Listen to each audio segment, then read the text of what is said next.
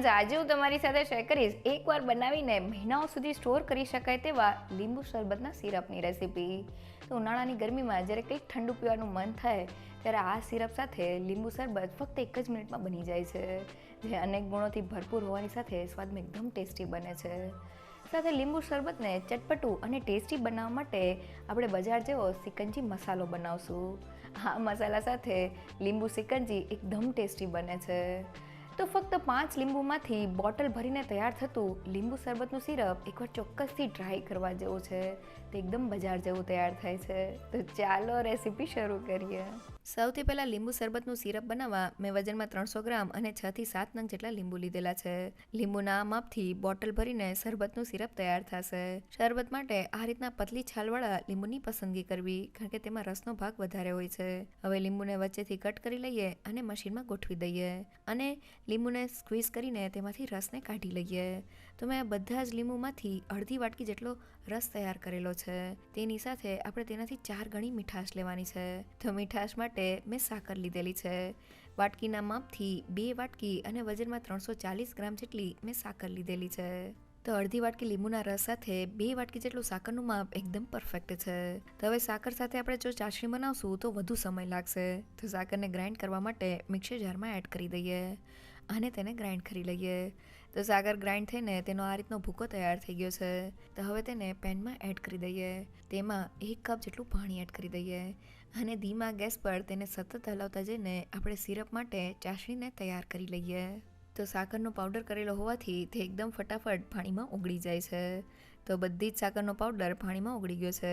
હવે આપણે ચાસણીને ત્યાં સુધી કૂક કરવાની છે જ્યાં સુધી તે મધ જેવી થોડી સ્ટીકી અને એક તારની ન થઈ જાય.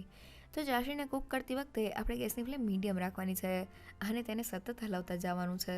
તો લીંબુ શરબતના સિરપ માટે ચાસણી બનાવવાનું કામ એકદમ સહેલું છે.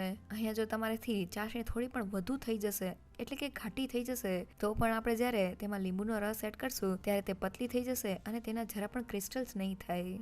તો ચાસણીના મિક્સરને કૂક કરતાં લગભગ 8 થી 9 મિનિટ જેવું થઈ ગયું છે અને તમે જોઈ શકો છો કે મિક્સરની ક્વોન્ટિટી ઓછી થઈ ગઈ છે અને તે પહેલાં કરતાં થોડું ઘટ લાગે છે. ચમચામાં લઈને ચાસણીને અંગૂઠા અને આંગળીની વચ્ચે રાખીને જોઈએ તો આ રીતના એક તાર થાય છે, જે એકદમ પરફેક્ટ છે. ગેસની ફ્લેમ બંધ કરી દઈએ અને મિક્સરને ગેસ ઉપરથી ઉતારી લઈએ. હવે ચાસણીને થોડી વાર માટે હલાવીને ઠંડી કરી લઈએ. તો લગભગ 5 થી 7 મિનિટમાં આપણી ચાસણી હાથ અડાડી શકાય તેટલી ઠંડી થઈ ગઈ છે. તો હવે આપણે તેમાં લીંબુનો રસ એડ કરવાનો છે. તો લીંબુના રસને ગળણીથી ગાળીને એડ કરી દઈએ. સાથે 1 મોટી ચમચીલો સંચળ પાવડર એડ કરીને બધી જ વસ્તુને મિક્સ કરી લઈએ. તો અહીંયા લીંબુના રસને આપણે ગરમ ચાસણીમાં એડ નથી કરવાનું. સાથે મસાલામાં ફક્ત આપણે સંચળ પાવડર જ એડ કરવાનો છે. તો બધી વસ્તુ મિક્સ થઈને આપણું લીંબુ શરબતનું સિરપ તૈયાર થઈ ગયું છે. તૈયાર થયેલા લીંબુ શરબતના સિરપને ગ્લાસની બોટલમાં ભરી લઈએ. તો આ શરબતના સિરપને તમે બહાર 1 મહિના સુધી અને રેફ્રિજરેટરમાં 3 મહિના સુધી રાખી શકો છો. તે જરા પણ નથી બગડતું. અહીંયા સિરપ બનાવતી વખતે આપણે જેટલો લીંબુનો રસ લેતા હોય તેનાથી આપણે 4 ગણી મીઠાશ લેવાની છે. અડધી વાટકી જેટલા લીંબુના રસ સાથે આપણે 2 વાટકી જેટલી સાકર લીધેલી છે. સાકરની જગ્યાએ તમે ખાંડનો ઉપયોગ પણ કરી શકો છો. સાથે સિરપ માટે આપણે ચાસણી તૈયાર કરવાની છે. અહીંયા ચાસણીને આપણે ત્યાં સુધી કૂક કરવાની છે જ્યાં સુધી તે મધ જેવી સ્ટીકી થઈ જાય અને તેમાંથી એક તાર થાય.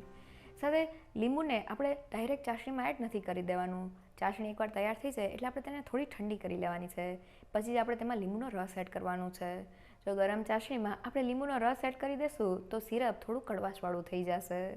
તો એ લીંબુ શરબતને ચટપટો બનાવતો શિકંજી મસાલો બનાવી લઈએ. હવે બજાર જેવો શિકંજી મસાલો બનાવવા માટે મેં 3 મોટી ચમચેલું જીરું લીધેલું છે. તેમાં 1 મોટી ચમચેટલો મરીના દાણા એડ કરી દઈએ. મરીનું પ્રમાણ આપણે વધુ પડતું નથી લેવાનું. 5 નંગ જેટલી એલચી એડ કરીને જીરાને ધીમા ગેસ પર શેકી લઈએ. તો લગભગ 2 મિનિટમાં જ આપણું જીરું શેકાઈને ઉપરથી ગોલ્ડન બ્રાઉન થઈ ગયું છે. તો ગેસની ફ્લેમ બંધ કરી દઈએ અને મિક્સરને ઠંડુ કરવા માટે પ્લેટમાં કાઢી લઈએ. મિક્સર ઠંડુ થાય એટલે તેને પીસવા માટે મિક્સર જારમાં એડ કરી દઈએ. સાથે 1 મોટી ચમચીલો સંચળ પાવડર, 1 ચમચી સૂંઠ પાવડર અને 1 ચમચીલું મીઠું એડ કરી દઈએ અને બધી જ વસ્તુને ગ્રાઇન્ડ કરી લઈએ. તો બધી વસ્તુ ગ્રાઇન્ડ થઈને આપણો બજાર જેવો શિકંજી મસાલો તૈયાર થઈ ગયો છે. પીસેલા આ મસાલાને તમે ડબ્બામાં ભરી લેજો. આ રીતના એર ટાઇટ કન્ટેનરમાં મસાલો લાંબા સમય સુધી સારો રહે છે. તો આપણો એકદમ બજાર જેવો શિકંજી મસાલો તૈયાર થઈ ગયો છે. આ મસાલાને તમે એકવાર તૈયાર કરીને કોઈ પણ એર ટાઇટ બોટલમાં ભરીને લાંબા સમય સુધી સ્ટોર કરી શકો છો. આ મસાલા સાથે લીંબુ શિકંજી એકદમ ટેસ્ટી બને છે. તો હવે સિરપ અને મસાલા સાથે લીંબુ શરબત અને સિકંજીને બનાવી લઈએ.